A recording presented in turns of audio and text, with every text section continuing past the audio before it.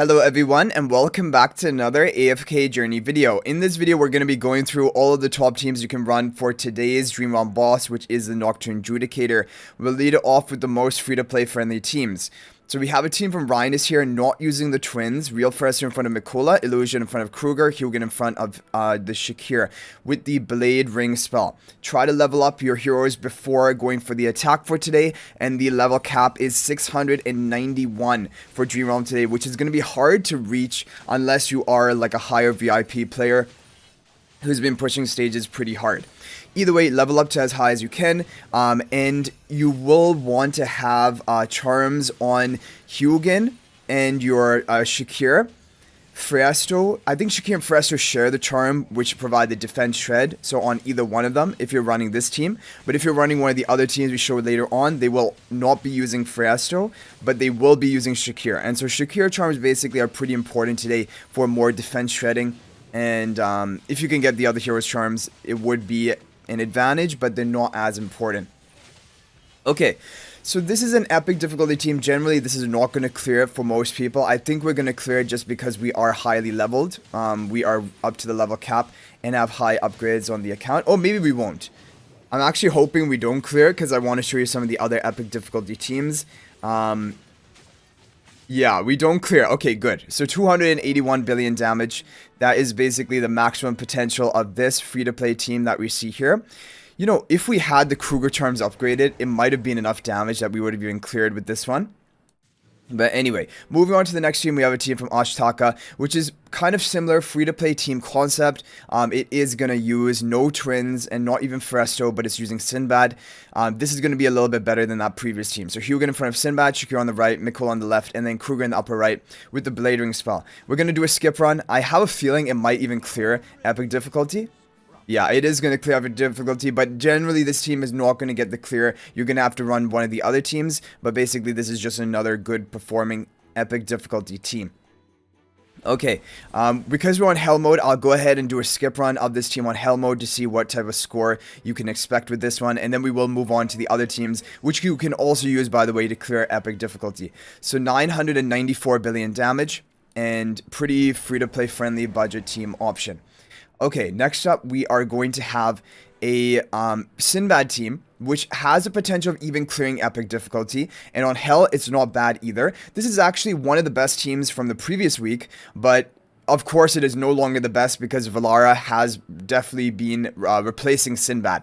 So Hugin in front of the blue twin on the right, pink twin on the left, Kruger and Shakir on the Stellar Bond, Sinbad in the upper left with the Blade Ring spell. Try to have charms on everyone here, but most important are Sinbad, Shakir, and the twins, for sure. Because Hugin's charms, they're not really benefiting just by buffing the twins, because they're not going to be dealing that much damage to begin with. Okay, so looking at this, 1,157 billion damage with the Sinbad No-Velara team. Not a bad team option, definitely still. And in the previous week, this was one of the best teams like we mentioned. But now that Velara is out, Velara has replaced and upgraded these comps. And now we're going to show you another team which you can use to clear epic difficulty.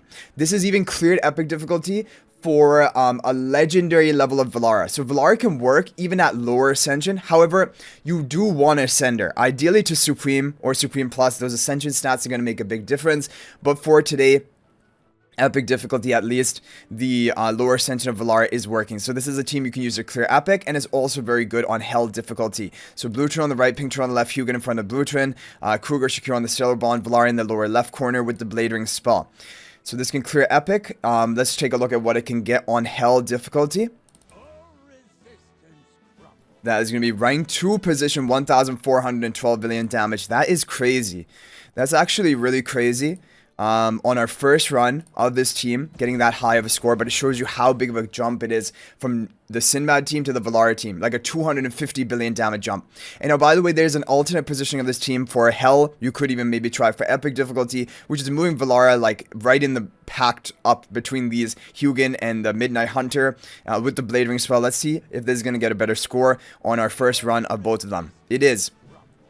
Okay, 1,422. Very close though, very similar in terms of scores, but these are both options you can try for this team lineup. Now, for the overall top team of today, which hopefully we're going to get a new record with, it is from Frosty, of course. Frosty the Legend. Hugin in front of Velara, Blue Turn on the right, Pink Turn on the left, Shakira on the Stellar Bond, Kruger in the back with the Blade Ring spell. You want to have charms on Shakira, definitely. Even for the previous comp, Shakira charms are important. Hugin charms, kind of important because they're going to increase Velara's damage, although that probably won't really change much. Or it will increase her attack. And then you have the twins. Ideally, you would also have Kruger charms, but we don't in the Blade Ring spell. And I do have that boosted Blade Ring spell up to plus 25 only because I've reached level 700 resonating level. So on a first run, 1,443 billion damage. Definitely a good score, but not enough for rank 1 position because that is going to be an all Paragon 4 player. Wow, look at that.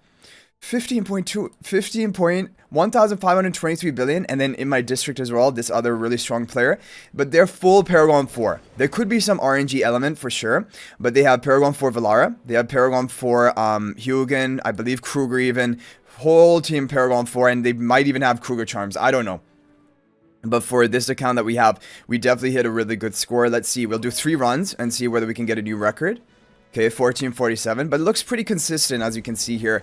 It's not going to be much variance in the scores. So this will be the final run we do. Either make it or break it. Can we break 1450 billion damage? No, we can't, but really close. So anyway, guys, these are the top teams you can run for Nocturne Judicator. I apologize for a bit of delay on the video, but hopefully this can still be helpful if you have a couple of runs saved.